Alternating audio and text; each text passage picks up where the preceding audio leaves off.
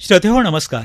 90.8 मेगाहर्ट्झवरती आपण ऐकत आहात महात्मा फुले कृषी विद्यापीठाची ज्ञान, माहिती आणि मनोरंजनाची लोकवाहिनी रेडिओ फुले कृषी वाहिनी 90.8 FM. आणि मी डॉक्टर आनंद सवई आपल्या सर्वांचं कृषी जगत ज्ञानदाता या विशेष कार्यक्रमामध्ये मनपूर्वक स्वागत करतो. श्रोतेहो, आता खरीप हंगाम अगदी जवळ येऊन ठेपलेला आहे आणि प्रत्येक शेतकरी बंधू आणि भगिनींची लगबग आता खरीप हंगामाच्या दृष्टीनं सुरू झालेली आहे. आणि आपल्या सगळ्यांच्याच मुखामध्ये एक नाव असतं, महाबीजचं बियाणं म्हणजे विश्वासाचं बियाणं. हे प्रत्येकाच्या मुखामध्ये आपल्याला ऐकायला मिळतं आणि अगदी हे खरंच आहे. महाराष्ट्र राज्य बियाणे महामंडळ यांचं जे बियाणं आहे त्या बियाण्यांच्या प्रति अत्यंत विश्वास आता शेतकऱ्यांचा आहे आणि त्यामुळेच खऱ्या अर्थानं शेतकऱ्यांची बियाणे कंपनी म्हणून यथार्थ असं त्याचं नाव वाटत असतं. आणि अगदी याच विषयाच्या अनुषंगानं आज आपल्या 90.8 FM फुले कृषी वाहिनी स्टुडिओमध्ये आज आपण निमंत्रित केलेलं आहे श्री सुनील दौंड साहेब यांना. श्री सुनील दौंड साहेब हे जिल्हा व्यवस्थापक महाबीज अहिल्यानगर या ठिकाणी प्रभावीपणे कार्यरत आहे आणि आज त्यांच्याच मुखातून आज आपण श्रवण करणार आहोत की महाबीजचं कार्य नेमकं कशा पद्धतीनं चालत असतं आणि या महाबीजच्या माध्यमातून शेतकऱ्यांच्या प्रति अत्यंत महत्त्वाचं काम असणारं बीजोत्पादन याविषयी देखील आपण त्यांच्याकडून जाणून घेणार आहोत. सर, आजच्या कार्यक्रमामध्ये आपलं मनपूर्वक स्वागत आहे. नमस्ते.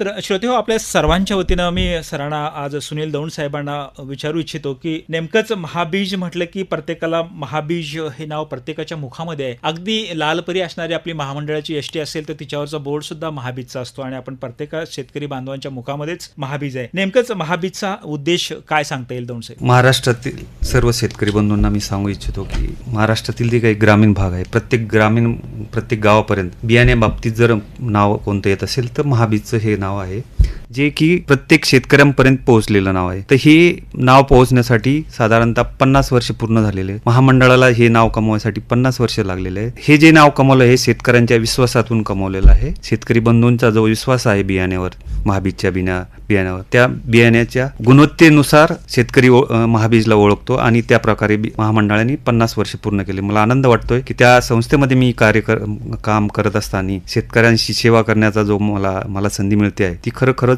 मी त्यामध्ये धन्य आहे. बियाणं म्हटलं की हे जे काही कृषी शेतीचं जे काही बेसिक इनपुट म्हणतो आपण, ही बेसिक इनपुट असल्यामुळे त्यावर सर्व शेतकऱ्यांचा एक लक्ष असतं की यावर्षी आपल्याला कोणतं बियाणं चांगलं मिळेल, महाबीज नवीन काय घेऊन येणार आहे, कोणत्या पिकामध्ये कोणत्या व्हरायटी नवीन वाण घेऊन येणार आहे, याच्यावर लक्ष ठेवून असतं आणि याचीच तयारी महाबीजनं ह्या खरीप हंगामासाठी चांगल्या प्रकारे केलेली आहे. महाबीजचं काम करत असताना 2-3 प्रकारे महाबीजचं काम करतं. एक तर बियाणे निर्मिती झाल्याच्या नंतर चांगल्या प्रतीचं बियाणं निर्मिती करून ते शेतकऱ्यांना गाव पातळीपर्यंत वेळेत कसं पोहोचेल म्हणजे विपणनाचं जे काम आहे हे दुसऱ्या टप्प्यात केले जातं. त्यानंतरचा भाग येतो की महामंडळाने यावरच न थांबता काही जैविक उत्पादन निर्मिती सुरू केलेली. त्यामध्ये जैविक खतं असतील, जैविक बुरशीनाशक असतील जसे की अझोटो, PSB, KMB, त्यानंतर जैविक बुरशीमध्ये ट्रायकोडर्मा. तर महाराष्ट्रातील शेतकरी याला मोठ्या मागच्या 2-3 वर्षापासून चांगल्या प्रकारे पसंतीस उतरलेले हे प्रॉडक्ट आहेत. त्यानंतर महाबीज या जैविक उत्पादनाबरोबर टिश्यू कल्चरमध्ये पण काम करत आहे आणि टिश्यू कल्चरची जी काही पपायाची किंवा केळीची जी काही केळीमध्ये जी हवा नाही याची रोपं स्वस्त दरात उपलब्ध करून देण्याचं काम ही महाबीज करत जातं. त्यानंतर हिरवळीची खतं असतील. आज तो आपण पाहतोय की सध्या देशामध्ये रासायनिक खताचा जो काही तुटवडा जाणवतोय तर याला आणि शेतीची काही ज्या रासायनिक खतामुळे गुणवत्ता खालवत चालली आहे याला पर्याय म्हणून विद्यापीठातली काही शास्त्रज्ञ आहेत वेळोवेळी आपल्या सर्वांना सूचना देतच आहेत की हिरवळीचे खतं असतील, जैविक खतं असतील त्याचा याचा वापर वाढला पाहिजे. त्यासाठी आवश्यक असणारी जी हिरवळीची खतं आहेत ही खतं पण यामध्ये ताग असेल, ढेंचा आहे याचं बियाणं पण आपण उपलब्ध करून देतोय.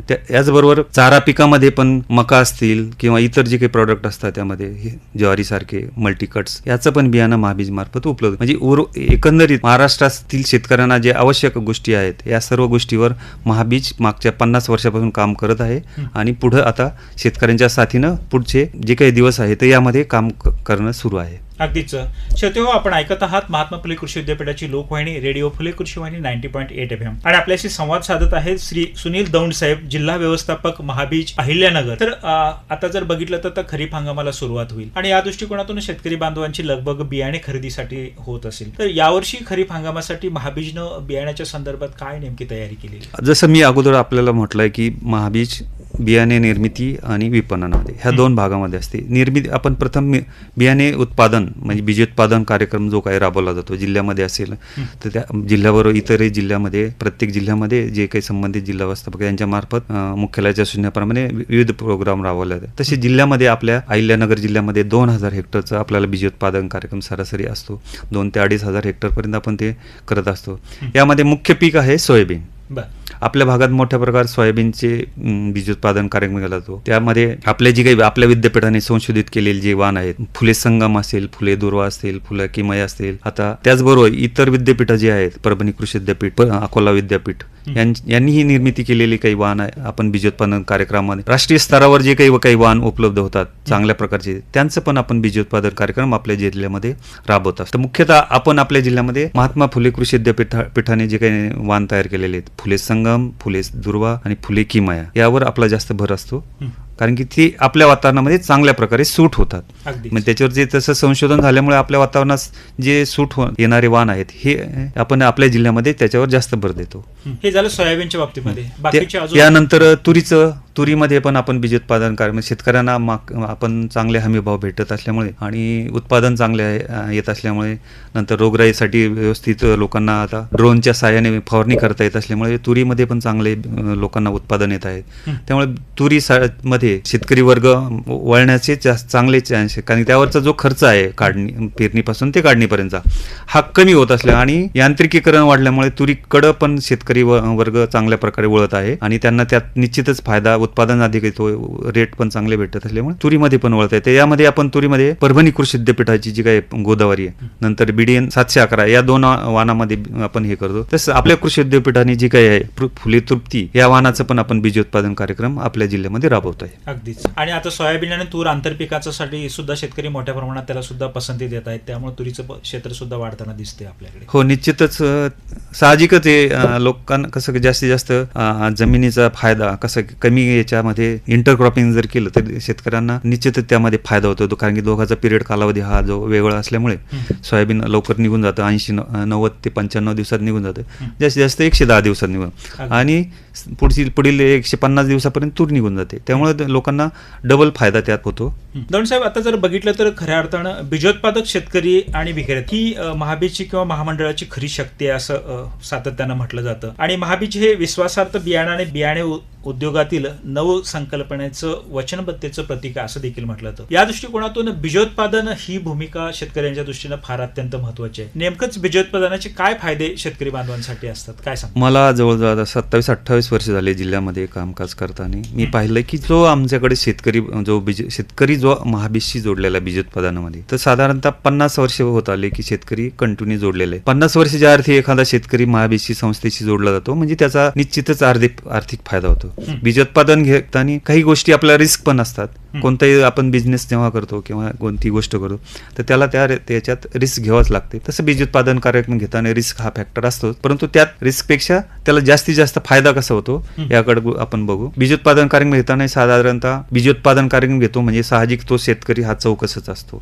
चौकशी करूनच तो आपल्या संस्थेशी किंवा इतर काही ज्या आजकाल FPO तयार झालेल्या आहेत तर त्यांच्या माध्यमातून पण शेतकरी चौकस झालेला आहे, त्याची चौकशी करण्यासाठी येतो. जेव्हा चौकशी करायला येतो तेव्हा निश्चितच आपण नवीन आयडिया त्या शेतकऱ्यांना देतो की ह्या वर्षी नवीन वाण कोणतं आहे, त्याचं उत्पादन कसं आहे, त्याचे काही वेगवेगळ्या काही हे येतं का, तर ह्या गोष्टी त्या शेतकऱ्यांशी हितगुज होते आणि त्या हितगुजमध्ये त्या शेतकऱ्यांना नवीन माहिती भेटेल. त्या निमित्ताने बीजोत्पादन सर्वसाधारण शेतकरी काय करतो की गावात शेतकरी माहिती भेटेल किंवा इतर यंत्रणा, परंतु बीजोत्पादनासाठी खास तो त्या जे काही अधिकारी असतील, महाबीजचे अधिकारी किंवा इतर विद्यापीठाचे शास्त्रज्ञ असतील, कृषी विभागाचे अधिकारी असतील, यांच्याशी चर्चा करतो तर त्याला नवीन माहिती भेटतं. सुरुवात इथून. दुसरं, जेव्हा बीजोत्पादन कार्यक्रमामध्ये येते तेव्हा तो नवीन व्हरायटी घेतो, नवीन वाण प्रिफर करतो. नवीन वाणाचा फायदा असा आहे, आज जेव्हा एखादा वाण मार्केटला येतो तर त्याला साधारणतः 3 वर्ष लागतात मार्केटला येण्यापर्यंत. मूलभूत बियाणं, त्यानंतर पायाभूत बियाणं, त्यानंतर सर्टिफाईड बियाणं. ते याला जवळजवळ तीन वर्ष जातात आणि नंतर 4थ्या वर्षी मार्केटला आल्यामुळे हा बीजोत्पादनांमधील कार्य जो शेतकरी असतो त्याला पहिल्या किंवा दुसऱ्या वर्षीच ही जे काही नवीन वाण आहे याचा फायदा मिळायला सुरुवात होते. जी काही त्या व्हरायटीचं उत्पादन,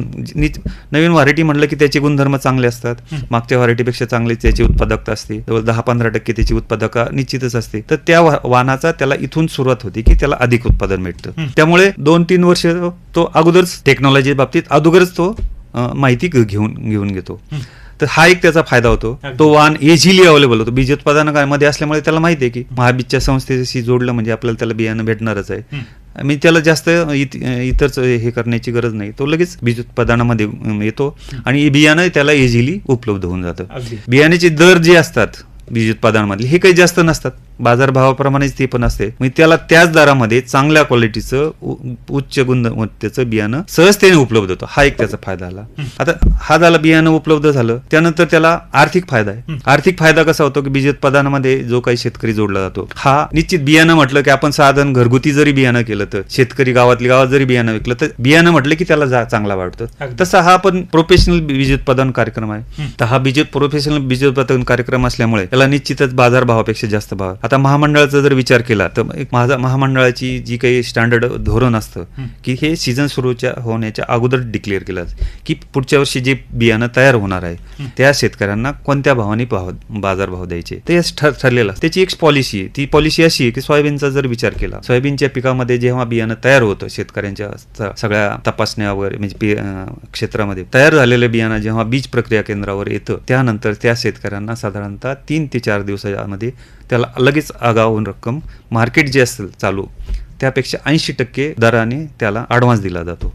ॲडव्हान्स दिल्यामध्ये शेतकऱ्याची जी काही गरज आहे ही तिथेच आर्थिक जी गरज आहे तिथंच सोडवली जाते. नंतर अंतिम जे काही बियाणं पात्र होतं, पात्र म्हणजे काय की त्याची जी काही गुणवत्ता आहे त्याची बियाणाची पूर्ण प्रोसेसिंग केल्याच्या नंतर त्याची गुणवत्ता ही बीज प्रमाणीकरण यंत्रणेच्या प्रयोगशाळेमध्ये तपासली जाते आणि त्यामध्ये अंतिम पात्र झाल्याच्या नंतर त्याला बाजारभावाच्या जे काही पॉलिसीमध्ये काय सोयाबीनच्या बाबतीत असं असतं की डिसेंबर आणि जानेवारी या 2 महिन्यामध्ये हायेस्ट जे दर असतात मार्केट कमिटीमध्ये.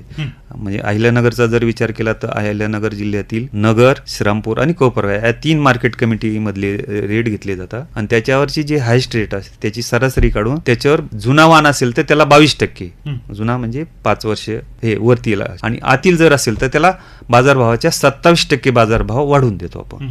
म्हणजे हा झाला बेसिक. आता आपण जर एखादा साधारण शेतकरी सर्वसाधारण जेव्हा सोयाबीन तयार करतो आणि मार्केटला घेऊन जातो तर त्याला कधी हायेस्ट रेट भेटत नाही, हे आपल्याला सर्वांना माहिती आहे. त्याला जे काही सरासरी रेट असतील किंवा मध्यम स्वरूपाचा म्हणजे बीजोत्पादनामध्ये जर असेल तर त्याला जो काही बेसिक सुरुवात होणार आहे ही हायेस्ट होणार आहे. साधारणतः तिथेच 5% त्याला वाढ होते. आम्ही महामंडळ त्याला 27% वाढून देतो. आणि दुसरं नवीन वाण घेतल्यामुळे साहजिक त्याची उत्पादकता 10 क्विंटल पर्यंत वाढलेलीच असते. तर त्याला साधारणतः हा 30-35% बाजारभावापेक्षा चांगले भाव भेटतात आणि ॲश्युअर्ड असतं. त्याला कोणत्याही इतर संस्थेसारखं त्याला फसवफशीचे विषय येत नाही. तर हे सगळं पात्र बियाण्यासाठी आम्ही अंतिम भाव देतो. तर हे सोयाबीनच्या बाबतीत शेतकऱ्यांना निश्चितच फायदा होतोय.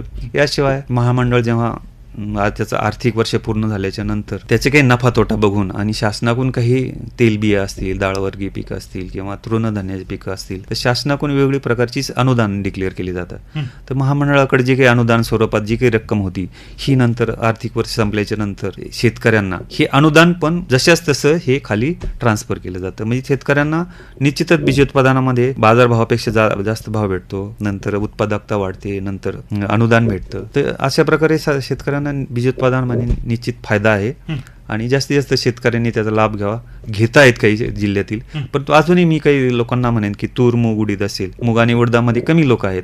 तर नगर तालुका असेल, पारनेर तालुका असेल किंवा इतर तालुक्यातील ज्या भागात मूग आणि उडीद होतो तर यासाठी पण असेच धोरणं आहेत आणि शेतकऱ्यांना त्याच्यात अनुदानाची जे आहे अनुदानाची रक्कम पण मोठ्या प्रमाणात येते. तर शेतकऱ्यांनी जास्तीत जास्त फायदा घ्यावा असं मला वाटतं. अगदीच. श्रोतेहो, आपण ऐकत आहात श्री सुनील दौंड साहेब यांना, जिल्हा व्यवस्थापक महाबीज अहिल्यानगर, आणि आपल्याशी ते संवाद साधत आहेत. बीजोत्पादनाच्या संदर्भात शेतकरी बंधू आणि भगिनींना त्यांनी आव्हान केलेलं आहे की आपण देखील बीजोत्पादनाच्या माध्यमातून आपली आर्थिक सोबतता या ठिकाणी साधू शकता. सर, आपण बोलता बोलता बीजोत्पादन सांगत असताना बियाण्याचे प्रकार देखील सांगितले. नेमकेच कोणत्या प्रकाराचं बीजोत्पादनासाठीचे हे प्रकार देणं अपेक्षित आहे? आता साधारणतः आपल्याला सर्वांना माहिती आहे की जेव्हा एखादा वाण तयार होतो ते हे मुख्यतः आपल्या विद्यापीठातच तयार होतात. आता जसं आपण आपल्या अहिल्यानगरचा जर विचार केला तर आपल्या भागामध्ये किंवा आपल्या कार्यालयामार्फत जास्तीत जास्त आपल्या विद्यापीठात जे काही वाण तयार होतात, सोयाबीनच्या बाबतीत असेल तर फुले संगम असेल, फुले दुर्वा असेल, फुले किमया आहे, या वाणाचं बीजोत्पादन कार्यक्रम आपण आपल्या भागामध्ये घेतो. हे घेत असताना हे जे काही बियाणं होतं हे सगळ्या विद्यापीठात आहे. म्हणजे आपले महात्मा फुले कृषी विद्यापीठामध्ये जे काही मूलभूत बियाणं तयार होतं हे केंद्र सरकारच्या मार्गदर्शनाखाली आणि कृषी आयुक्तालयाच्या सूचनेनुसार जे काही मूलभूत बियाणं महामंडळाकडे उपलब्ध होतं, हे मूलभूत बियाणं पूर्ण महाराष्ट्रामध्ये मुख्यालयाच्या सूचनेनुसार उपलब्ध होतं. तसंच जिल्ह्यामध्ये उपलब्ध झाल्याच्या नंतर हे मूलभूत बियाणं पासून आपण पायाभूत बियाण्याचा बीजोत्पादन कार्यक्रम हा शेतकरी लेवलवर राबवला जातो. म्हणजे मूलभूत बियाणं, त्यानंतर पायाभूत बियाणं. आपल्याला माहिती आहे की मूलभूत बियाण्याला हे पिवळं लेबल असतं, पायाभूत बियाण्याला हे पांढऱ्या कलरचं लेबल असतं. हा पायाभूतचा प्रोग्राम आपण शेतकऱ्यांकडे राबवला जातो. यानंतर काही विद्यापीठातून तयार झालेलं किंवा महाबीज सारख्या संस्थेच्या लेवलवर जे काही तयार होतं पायाभूत बियाणं, यापासून परत आपण प्रमाणित बियाणं, की प्रमाणित बियाण्याला हा निळा लेबल असतो. तर ते बियाणं बीजोत्पादन हे पण शेतकऱ्यांकडे, म्हणजे पायाभूत बियाणं आणि प्रमाणित बियाणं हे जे काही प्रकार आहेत हे दोन शेतकरी वर्गाकडे आपण बीजोत्पादन कार्य करतो आणि मूलभूत बियाणं हे विद्यापीठातून येतं. अशा प्रकारे हे ते जे तीन प्रकार आहेत, मूलभूत, पायाभूत आणि प्रमाणित, ह्या तीन प्रकारचं बियाणं हे आपण राबवतो. ते एक मला सांगू की हे जे काही बीजोत्पादन कार्यक्रम आहे, मागच्या 2 वर्षापासून केंद्र सरकारने एक साथी पोर्टल आणलेलं आहे की जे गुणवत्तेची हमी देत आहे शेतकऱ्यांना. साथी पोर्टलच्या माध्यमातून जेव्हा हे बियाणं शेतकरी वर्गापर्यंत जातं तर त्या प्रत्येक बॅगला एक लेबल लावलेलं आहे, प्रमाणित बियाणाचं लेबल लावलेलं आहे. त्यावर एक QR कोड आहे जो की स्कॅन केल्याच्या नंतर त्या बियाण्याची जी काही मागची हिस्ट्री आहे की ते बियाणं कुठं कोणत्या शेतकऱ्याकडे घेतलं, त्यासाठी कोणत्या प्रकारचं बियाणं वापरलं, कोणत्या शेतकऱ्याकडे तयार केलं, कोणत्या अधिकाऱ्यांनी तपासणी केली, कोणत्या बीज प्रक्रिया केंद्रावर त्याची प्रक्रिया केली, याची इत्तमभूत सर्व माहिती ही शेतकऱ्यांना घर बसल्या त्याच्या मोबाईलवर बघता येते. म्हणजे शेतकऱ्यांना जी काही बियाण्याचे जे काही प्रॉब्लेम येतात की गुणवत्तेची अडचण येतात किंवा त्याची मार्केटला आलं की लोकांना अडचणी येतात शेतकरी वर्गांना मोठ्या, तर याच्यावर केंद्र सरकारने एक मोठा कंट्रोल आणण्यासाठी साथी पोर्टलचा उपयोग केला. आणि मागच्या 2 वर्षापासून महाबीज एक अशी संस्था आहे आणि त्याबरोबर देशभरात जे काही साथी पोर्टलचं जे काम राबवलंय आणि महाराष्ट्र सध्या 1 नंबरवर आहे साथी पोर्टलच्या, त्यात महाबीजनं सगळ्यात पहिलं इनिशिएटिव्ह हे महाबीजनं घेतलेलं आहे. आणि आज 100% जे काही बियाणं आहे आपलं साथी पोर्टलच्या माध्यमातून शेतकरी वर्गापर्यंत आणि वितरकामार्फत शेतकरी वर्गापर्यंत पोहोचलेला. हा हंगाम जो काही सुरू होत आहे तर बहुतेक सर्व मार्केटला बियाणं पोहोच झालेलं आहे. अगदी. सर, आपली मुलाखत ऐकून ऑनलाईन चॅनल असेल, युट्यूब चॅनल असेल, व्हॉट्सअप चॅनल असेल, या माध्यमातून अनेक श्रोते तुम्हाला ऐकत आहेत आणि बीजोत्पादनातून महाबीजचं जे काम चालू आहे हे आपण सातत्यानं सांगत आहात. या दृष्टिकोनातून शेतकऱ्यांना जर खरीप पिकांचं बीजोत्पादन जर घ्यायचं असेल तर त्यांनी काय केलं पाहिजे? आता जिल्ह्यातील शेतकऱ्यांना मी सांगू इच्छितो की काही बीजोत्पादन कार्यक्रम राबवायचा जो त्याची आपली नोंदणी जी आहे, आगाऊ नोंदणी, ही सध्या चालू आहे आमची पूर्ण जिल्ह्यामध्ये. ज्या शेतकऱ्यांना राबवायचं ते त्यांनी जिल्हा कार्यालय असतील, आमचे तालुका स्तरावर जे नेवासा असेल, कोपरगाव असेल, श्रामपूर असेल, तर या 4 जिल्ह्यामध्ये तालुक्यामध्ये आपण संपर्क कार्यालय आहेत आणि जिल्हा कार्यालय अहिल्यानगर येथे एक संपर्क कार्यालय. या संपर्क कार्यालयाशी जर आपण कॉन्टॅक्ट केला तर आपल्याला बीजोत्पादन कार्यक्रमामध्ये सहभागी होता येईल आणि आपल्याला हव्या त्या पिकामध्ये त्याचा लाभ घेता येईल आपल्याला. अच्छा. श्रोतेहो, जर बीजोत्पादन कार्यक्रमामध्ये महाबीजच्या आपल्याला जर सहभागी व्हायचं असेल तर त्यासाठी संपर्क क्रमांक मी आपल्याला देत आहे 86 69 64 27 30. संपर्क क्रमांक पुन्हा एकदा 86 69 64 27 30, 8669642730. तर आपण जरूर या संपर्क क्रमांकाशी आपण संपर्क करू शकता आणि आपल्याला देखील खरीप हंगामामध्ये जर बीजोत्पादनात महाबीजचा जर सहभाग घ्यायचा असेल, सहभाग नोंदवायचा असेल तर आपण त्याच्यामध्ये सहभाग घेऊ शकता. त्याचबरोबर जिल्हा व्यवस्थापक महाबीज अहिल्यानगर सुनील दौंड साहेब यांच्याशी देखील आपण त्या कार्यालयामध्ये संपर्क साधू शकता. तर या माध्यमातून बीजोत्पादन एखाद्या शेतकरी बांधवाने घ्यायचं ठरलं, सहभाग घेणं सोपा असतो, पण बीजोत्पादन घेताना नेमकं काय, कशाची माहिती त्याला असणं गरजेचं, कोणती काळजी घेणं अपेक्षित आहे? बीजोत्पादन म्हणजे कार्यक्रम घ्यायचा म्हटलं म्हणजे शेतकऱ्यांना थोडीफार काळजी घ्यावाच लागणार की जसे आपण इतर पिकं घेतो तसंच आपल्याला या बाबतीत जास्त, पण थोडी आपल्याला 4 पैसे मिळवायचे म्हटल्यावर शेतकऱ्यांना कसं असतं की थोडीशी काळजी घेतली म्हणजे बीजोत्पादन कार्यक्रम हा पूर्णपणे सक्सेस होईल त्याला. तर बीजोत्पादन कार्यक्रम घेताना जे काही वाण दिलं आहे ते शेतकऱ्यांना किंवा जे काही पीक निवडलं आहे त्याने, तर ते पीक जेव्हा त्याला पेरणी करायची ज्या क्षेत्रामध्ये पेरायचं आहे तर त्या क्षेत्रामध्ये त्याच प्रकारचं जे पीक आहे हे पेरणी केलेलं नसावं असं. उदाहरणार्थ आपण म्हणजे सोयाबीन असेल तर सोयाबीन त्याच्या आदल्या वर्षी किंवा मागच्या हंगामात दुसरं पीक घेतलेलं असेल याची त्यांनी काळजी घ्यावी. जेणेकरून की मागच्या हंगामात जर सेम सारखंच पीक जर असेल आणि तो जो वाण असेल तर त्याची आपल्याला माहिती नसते की, आणि त्याच्यात जे काही बियाणं खाली काढणी दरम्यान मागच्या हंगामात ते काही पडतं आणि त्याची उगम चालू हंगामात होऊन त्याच्यात भेसळ होण्याची शक्यता असते, म्हणून त्याची ती एक काळजी घ्यावी लागेल. दुसरं पेरणी करताना त्याला जे काही विलगीकरण असतं, साधारणतः स्वपरागीकरण आणि क्रॉस पॉलिनेशन जे आहे, सेल्फ पॉलिनेटेड आणि क्रॉस पॉलिनेटेड असे दोन जे काही प्रकार आहेत. तर स्वपरागीकरण करणारी जे पिकं आहेत, साधारणतः सोयाबीन हे स्वपरागीकरण, त्याला जे काही विलगीकरण अंतर हे 3 मीटरचं आहे, गव्हाचं असेल 3 मीटर आहे, हरभरा असेल तर 10 मीटर आहे. त्या पिकाच्या स्टेजनुसार हे विलगीकरण अंतर राखलं जातं. तुरी आणि ज्वारीचं जर विचारलं तर त्याला जास्त लागतं, ते क्रॉस पॉलिनेटेड क्रॉप असल्यामुळे, तर ते 100-200 या पिकाच्या हिशोबाने लागतं. परंतु हे जे काही सोयाबीन असेल किंवा गहू हरभरा असतील तर हे मेकॅनिकल ॲडमिचर होऊ नये, की जेणेकरून एका शेतातून दुसऱ्या शेतात जेव्हा मशिनरी जेव्हा जातात तर तेव्हा ते मेकॅनिकल ॲडमिचर होऊ नये म्हणून ते विलगीकरण राखलं. तर सोयाबीनच्या बाबतीत 3 मीटर असल्यामुळे बांध जरी असेल तर तो त्यासाठी पुरेसा असतो. परंतु तुरीच्या बाबतीत हे विलगीकरण 250 आणि 100 असं पायाभूत आणि प्रमाणितलं असल्यामुळे त्याचं अंतर जास्त असतं. मुगाच्या बाबतीत असेल तर 5 मीटरचं आहे, उडदाचं 5 मीटर आहे, तर त्याचं अंतर कमीच असतं. तर ही एक विलगीकरण अंतर राखणं हे महत्वाचा त्यातला भाग आहे. दुसरं पेरणी करताना काही काळजी करायची असते, की त्याचं जे अंतर सांगितलेले आहेत सोयाबीनच्या बाबतीत, मुगाच्या बाबतीत, की जे स्टँडर्ड पीक जमिनीच्या हिशोबाने जे काही स्पेसिंग असेल, 2 झाडातील अंतर, 2 ओळीतील अंतर, हे त्याने राखवलं तर त्याला अपेक्षित उत्पादन मिळेल. त्यानंतर पेरणी करताना त्यांनी बीज प्रक्रिया करायला पाहिजे. आपण वर्षानुवर्ष सांगतोय शेतकरी बंधूंना की बीज प्रक्रिया, परंतु त्या गांभीर्याने शेतकरी वर्ग जात नाही आणि त्याचा परिणाम काय होतो की त्याच उत्पादकावर होतं. तर शेतकरी बंधूंना मुद्दा मी सांगतो की आजकाल काय झालं की मोस्टली बरंचसं बियाणं हे ट्रीटेड येतं, त्याला ते चोळूनच प्रक्रिया करूनच. परंतु सोयाबीन सारखं पीक असं आहे की ते नाजूक आहे, म्हणून त्याला जे काही औषध चोळायचं असतं, जे काही केमिकल त्या बॅगमध्ये दिलेलं असतं, तर ते बियाण्याला पेरणीपूर्वी चोळायचं असतं. परंतु शेतकरी वर्ग काय होतं, ती जी पुडी आहे, पुडी बाजूला शेतात एका कोपऱ्यात टाकून देतात आणि बियाण्याला काही चोळत नाही, आणि त्याचा परिणाम त्याच्या उगवण क्षमतेवर होतो. तर मी मुद्दाम शेतकरी बंधूंना सांगितलं की ती बॅगच्या तोंडाला जी काही थायरमची पुडी असतील तर ही शेतकऱ्यांनी पेरणीपूर्वी निश्चितच वापरावी, जेणेकरून की बुरशीजन्य जे रोग असतात ते त्या सोयाबीनला होणार नाही. यानंतर मुद्दा म्हणून आता एक सांगू इच्छितो की जसं रासायनिक खताचं आधी बोलल्याप्रमाणे थोडंसं कमी उपलब्धता असल्यामुळे, किंवा उपलब्धता म्हणण्यापेक्षा शेतकरी वर्गाने मला म्हणजे मी सांगायचं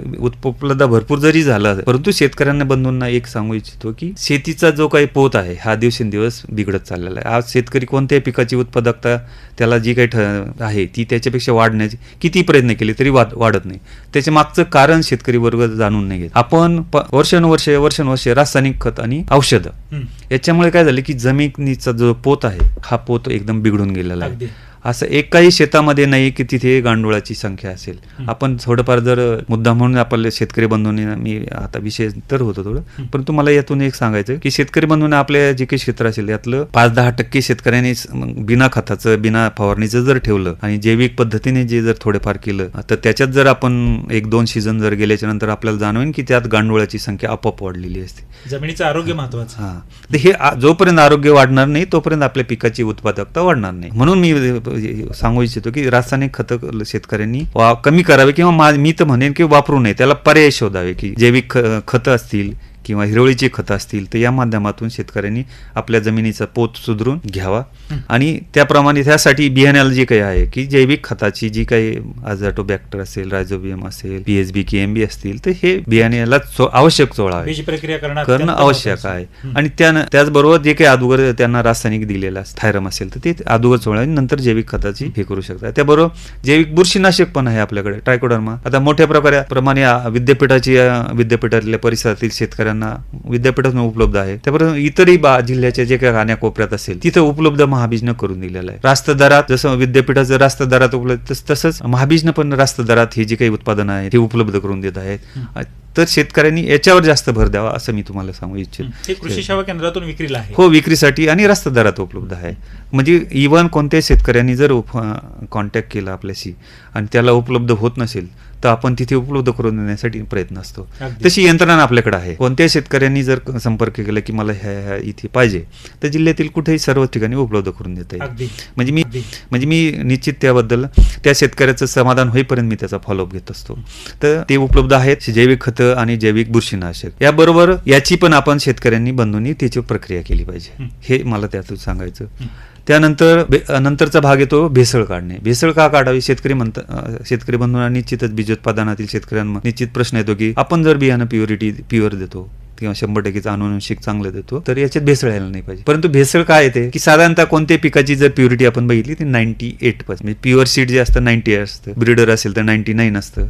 तर मग जे काही 1% असेल किंवा नैसर्गिक काही निसर्गात बदल होतात, आपण म्युटेशन म्हणतो, तर ते काही म्युटेशन असतील किंवा इतर कोणत्या माध्यमातून त्याच्यात जर ऍडमिक्चर झालेलं असेल, तर त्याच्यात काही क्षुल्लक प्रमाणात ते काही वेगळे झाडं असतात, वेगळे गुणधर्म दाखवणार ते त्या पिकातून काढणं आवश्यक असतं, जेणेकरून की पुढची जे जनरेशन आहे पीक सोयाबीनचं असेल, तूर मूग उडद असेल, तर ते चांगल्या प्रकारे तयार होईल. म्हणून ती भेसळ काढणे हे आहे त्यातला भाग आहे. त्यानंतर पीक पाणी आणि बाकीचं व्यवस्थापन शेतकरी करतच असतो. काही भेसळ काढण्यासाठी महाबीजची टीम त्या ठिकाणी जाऊन सगळं करत असते. हा, भेसळीचं असं असतं की बीज प्रमाणीकरण यंत्रणेचे जे अधिकारी आहेत ते आणि महाबीजचे जे अधिकारी हे जॉईंटली इन्स्पेक्शन करतात. त्या भेटी दरम्यान ते शेतकऱ्यांना मार्गदर्शन करतात की बा हे अशा प्रकारचं जे काही झाड आहे हे बाजूला काढायचं. वर्षानुवर्ष जे शेतकरी घेतात त्यांना थोडी कल्पना येऊन गेलेली, पण तो जे प्रथमच घेत आहेत तर त्यांच्यासाठी त्या सूचना महत्त्वाच्या असतात. आम्ही वेळोवेळी त्या वेगळ्या ज्या आजकाल सोशल मीडिया झाले, या सोशल मीडियाच्या माध्यमातून या सूचना देतच असतो आणि प्रत्यक्ष भेटीमध्ये पण त्या सूचना दिल्या जातात. आणि साधारणतः कोणत्याही पिकाला 1 ते 2 तपासण्या होतात यंत्रणेमार्फत, त्याबरोबर महाबीजचे अधिकारी पण असतात. तर त्या सूचना ज्या शेतकऱ्यांनी आहे त्या पाळल्या पाहिजेत, जेणेकरून की आपल्याला गुणवत्तापूर्ण बियाणे तयार होतो. यानंतर भेसळ झालं, शेतकऱ्यांनी पाणी व्यवस्थापन सर्व चांगल्या केल्याच्या नंतर पिकाचा कालावधी पूर्ण होत आल्याच्या नंतर साधारणतः सोयाबीन सारख्या पिकात काय होतं की पुढे उगवण क्षमतेमध्ये जे काही अंतिम बियाणं असतं त्यामध्ये उगवण क्षमतेचे प्रश्न निर्माण होतात. कधी कधी पाऊस काढण्याच्या पिरियडमध्ये पाऊस येतो किंवा त्याच्या अगोदर येतो.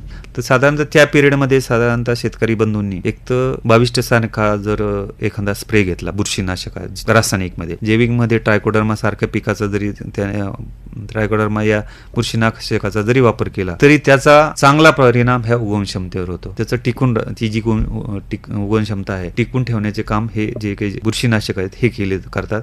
तर साधारणतः काढणीपूर्वी शेतकरी वर्गांनी त्याची फवारणी करावी असे एक त्या काढणीच्या दरम्यान जरी काही लोकांना जर हे वेगळे झाडं जर ऑब्झर्व झाले, कारण की वेगळ्या स्टेजमध्ये ते वेगळ्या प्रकारचे गुणधर्म दाखवत असतात, ते शेतकऱ्यांनी काढणीच्या दरम्यान काढून बाजूला वेगळे करून आपली काढणी ही व्यवस्थित करावी. पर्टिक्युलरली सोयाबीनच्या बाबतीत सांगू इच्छितो, जेव्हा त्याची पानं गळायला सुरुवात होते, 50-60% पानं गळायला सुरुवात झाले, तर ते साधारणतः पीक मॅच्युअर झालं असं एक त्याचं गृहीत धरलं जातं आणि मग त्याची काढणी करावी. काढण्याच्या नंतर ते वाळवून द्यावे आणि त्याची नंतर मळणी केली जाते.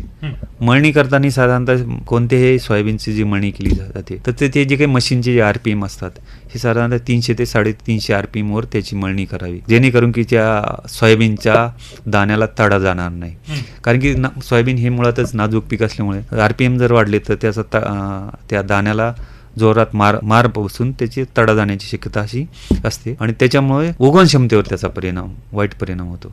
तर ते RPM पण चांगले राखणं गरजेचं आहे. नंतर मळणी काढल्याच्या नंतर साधारणतः ते जे काही बियाणं तयार होईल हे बियाणं चांगल्या प्रकारे सावलीमध्ये वाळून घेणं महत्त्वाचं असतं.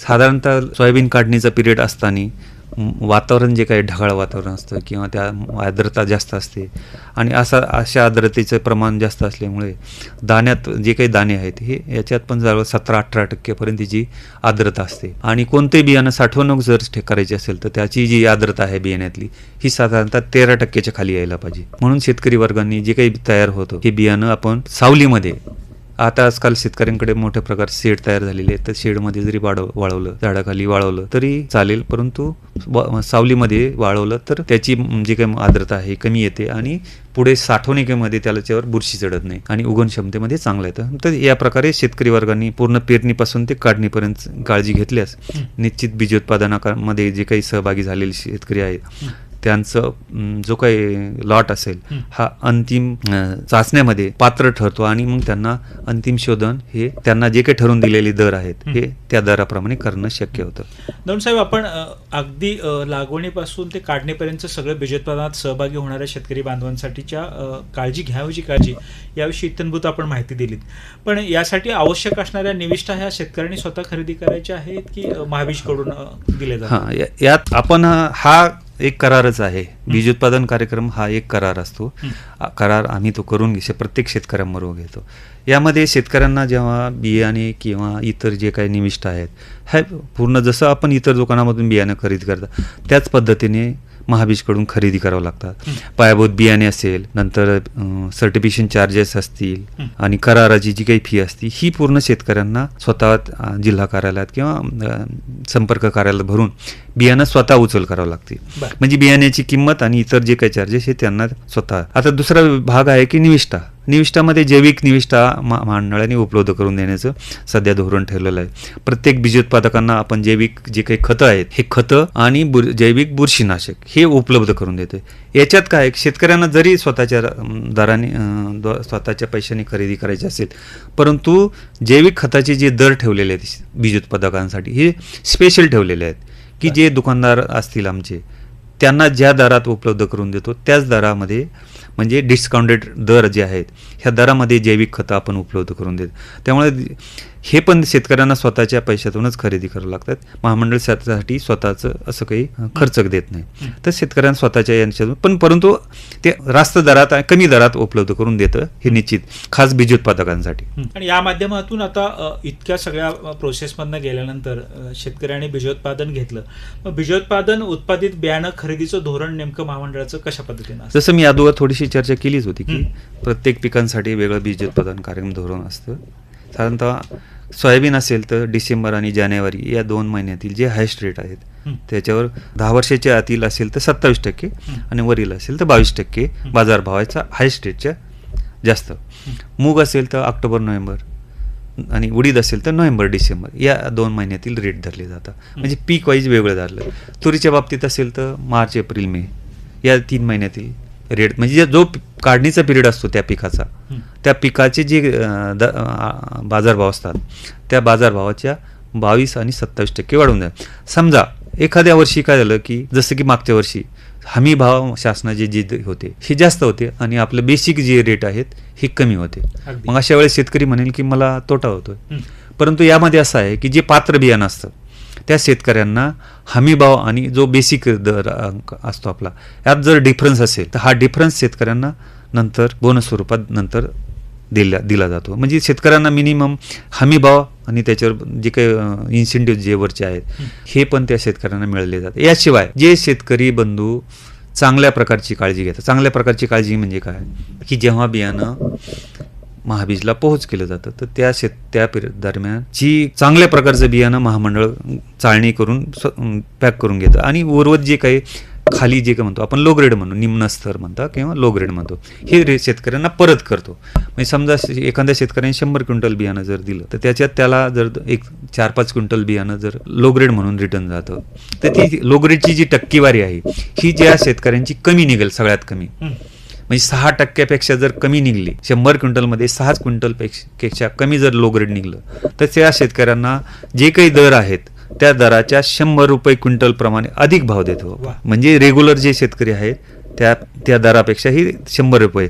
याशिवाय ज्याची उगवण क्षमता ही 85% किंवा त्यापेक्षा जास्त येईल त्यांना आज अधिक 100 रुपये बाजारभाव म्हणजे दर ठरतात त्याच्यापेक्षा जास्त भाव दिला जातो. म्हणजे समजा दोन्ही याच्यात जर शेतकरी बसला तर त्याला 200 रुपये क्विंटल प्रमाणे अधिक भाव भेटतो.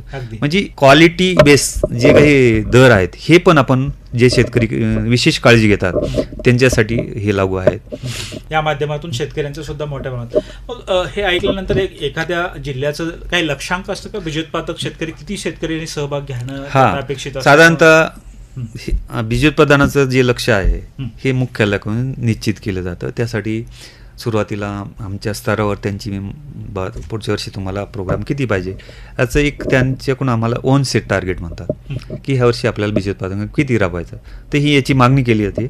आणि ओव्हरऑल राज्य शासनाचं जो काही बीज उत्पादनाचं टार्गेट असतं ते डोळ्यावर समोर ठेवून मुख्यालय स्तरावर राज्य स्तराचं नियोजन केलं जातं. आणि मग ते आणि आपल्याला सर्वांना माहिती की वेगवेगळ्या जिल्ह्यामध्ये वेगळ्या आपले पावसाचे जे काही ते वेगळे त्याचे परिणाम होत राहतात. कधी अधिक पाऊस होतो, कधी कमी पाऊस होतो.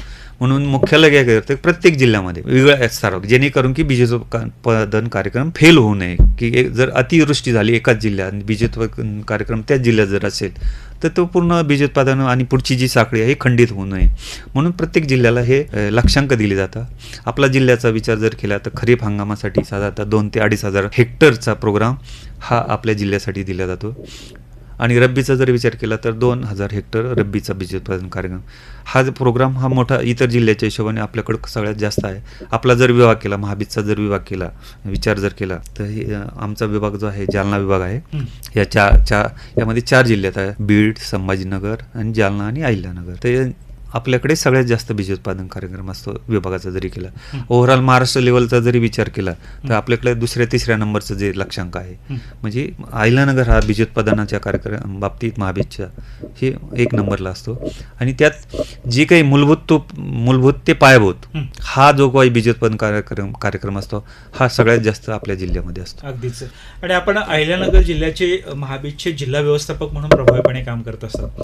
या दृष्टिकोनातून जिल्ह्यातले अनेक शेतकरी बंधू भगिनी आपल्याला ऐकत आहेत 90.8 FM फुले कृषी वाहिनीच्या माध्यमातून. या दृष्टिकोनातून कोणत्या पिकांमध्ये जास्त बीजोत्पादन अहिल्यानगर जिल्ह्यामध्ये शेतकऱ्यांनी घ्यावं किंवा आपला काय अनुभव आहे? आता मुळात आपल्याला सर्वांना माहिती आहे की बीजोत्पादन कार्यक्रम म्हणजे जसं बियाण्याची रिक्वायरमेंट असते.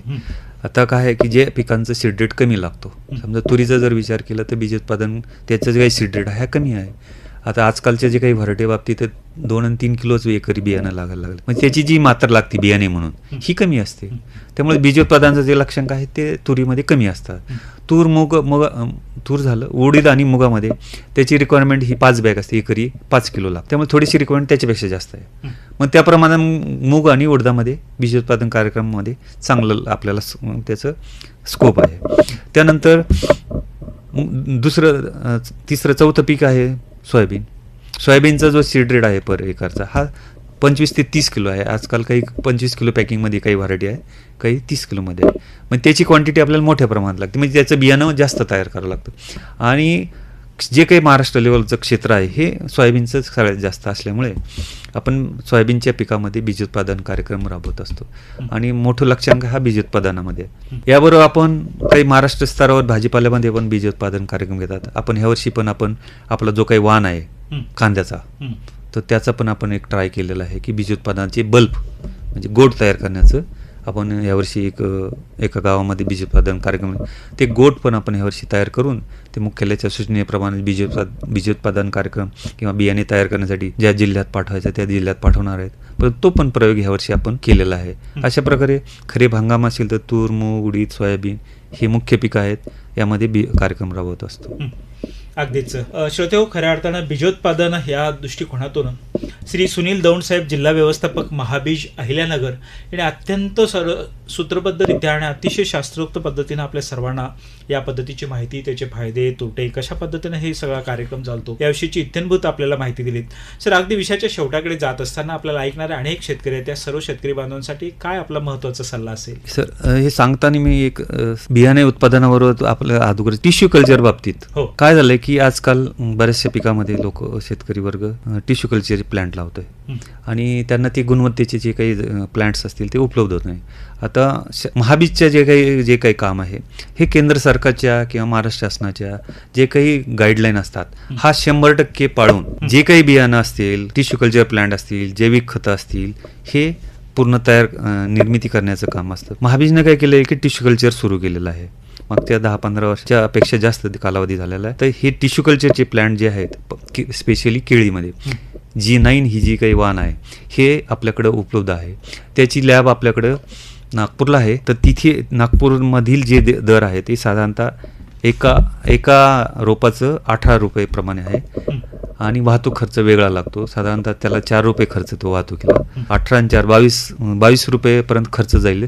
आणि मार्केटला जे काही आहेत इतर कंपन्या देत आहेत तर त्याची जी काही गुणवत्ता आहे त्यापेक्षा निश्चित हे आपले जे प्लॅन्टलेट असतात हे पूर्ण हार्डनिंग केलेले असतात.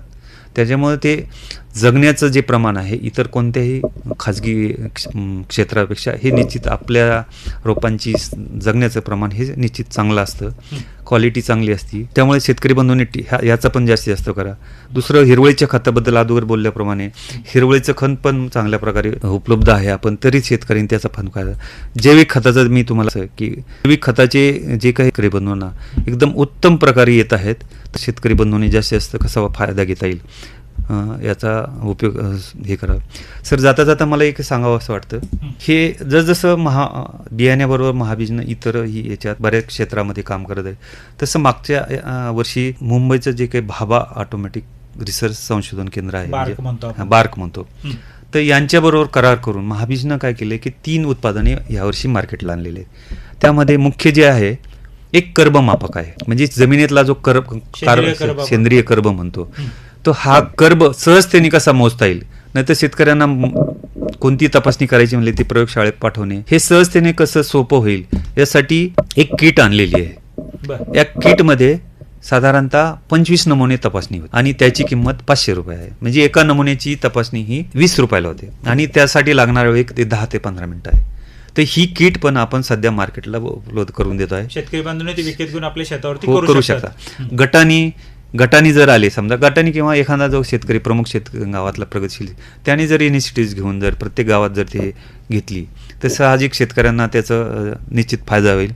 त्यानंतर दुसरं आहे निमास्त्र या नावाने निंबोळी फाईन म्हणजे बारीक निंबोळी पावडर की त्याचा उपयोग फवारणीसाठी होईल. अगदी हे टेक्निक कोणाचं आहे? बार्कचं आहे. आणि ते बार्कचं फवारणीसाठी जी काही पावडर लागते निंबोळी ती पण आपण उपलब्ध, त्याला निमास्त्र या नाव दिलंय आपण. आणि तिसरा जो आहे प्रॉडक्ट महामंडळाचं निमास्त्र म्हणजे पहिला आहे कर्बमापक, दुसरा आहे निमास्त्र आणि तिसरा आहे महास्पीड.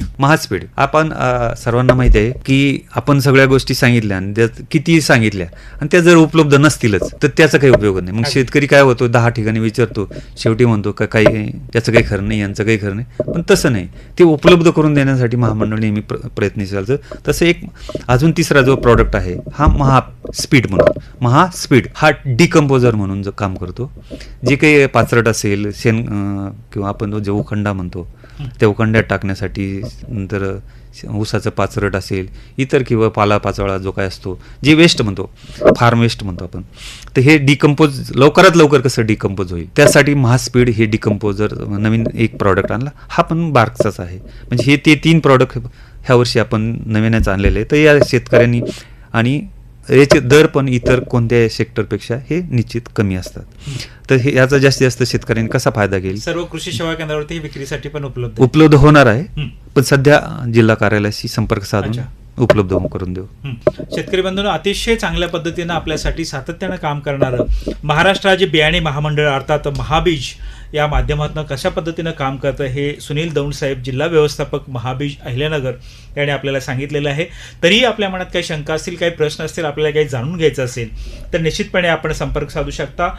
जिल्हा व्यवस्थापक महाबीज कार्यालय अहिल्यानगर या ठिकाणी. त्यासाठी मी तिथला संपर्क क्रमांक आपल्याला देत आहे, तो आपण टिपून घ्यायचा आहे.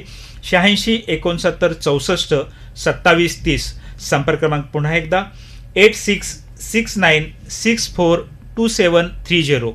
86 69 64 27 30. तर जरूर शेतकरी बंधू आणि भगिनींनो, आपल्या सर्वांचीच उत्पादकता आणि उत्पादन वाढवण्यासाठी महाबीज हे कटिबद्ध आहे आणि त्यासाठी सातत्यानं कार्यरत आहेत. आणि आपल्या अहिल्यानगर जिल्ह्याचा विचार करता श्री सुनील दौंड साहेब, जिल्हा व्यवस्थापक महाबीज अहिल्यानगर, हे सातत्यानं शेतकऱ्यांच्या विकासासाठी, शेतकऱ्यांच्या प्रगतीसाठी अगदी आत्मीयतेने काम करताना आपल्याला या जिल्ह्यामध्ये जाणवत आहेत. आपण निश्चितपणे त्यांच्याशी संपर्क साधून आपण या बीजोत्पादनामध्ये सहभाग घेऊ शकता. आपल्या शेतीचं उत्पादन आणि उत्पादकता वाढवण्यासाठी निश्चितपणे त्याचा लाभ होईल. सुनील दौंड साहेब, आपण या कार्यक्रमामध्ये आलात 90.8 90.8 FM फुले कृषी वाहिनीच्या माध्यमातून सर्व शेतकरी बांधवांसाठी बीजोत्पादनाचे फायदे असतील किंवा महाबीजचा उद्देश कशा पद्धतीने करत आहे आणि विशेषतः सोयाबीनच्या पिकामध्ये किंवा जिल्ह्यामध्ये महाबीजचं काम कशा पद्धतीनं चालत आहे या संदर्भाची इत्यंभूत आपण माहिती दिला, त्याबद्दल 90.8 FM फुले कृषी वाहिनी महात्मा फुले कृषी विद्यापीठ राहुरी यांच्या वतीनं सर्व श्रोत्यांच्या वतीनं online channel, WhatsApp channel, YouTube चॅनलच्या माध्यमातून ऐकणाऱ्या जगभरातल्या श्रोत्यांच्या वतीनं मी आपल्याला खूप खूप आपलं धन्यवाद, आभार मानतो आणि आपल्या भावी निरामय निरोगी आयुष्यासाठी खूप खूप शुभेच्छा देतो. धन्यवाद सर, थँक्यू. शेतकरी बंधू आणि भगिनींनो, बीजोत्पादन महाबीज या माध्यमातून श्री सुनील दौंड, जिल्हा व्यवस्थापक महाबीज अहिल्यानगर यांनी दिलेली माहिती आपण या ठिकाणी श्रवण केली. या ठिकाणी थांबण्याची वेळ झाल्या. कृषी जगत ज्ञानदाता या कार्यक्रमामध्ये मी डॉक्टर आनंद सवय आपल्या सर्वांचा निरोप घेतो. नमस्कार.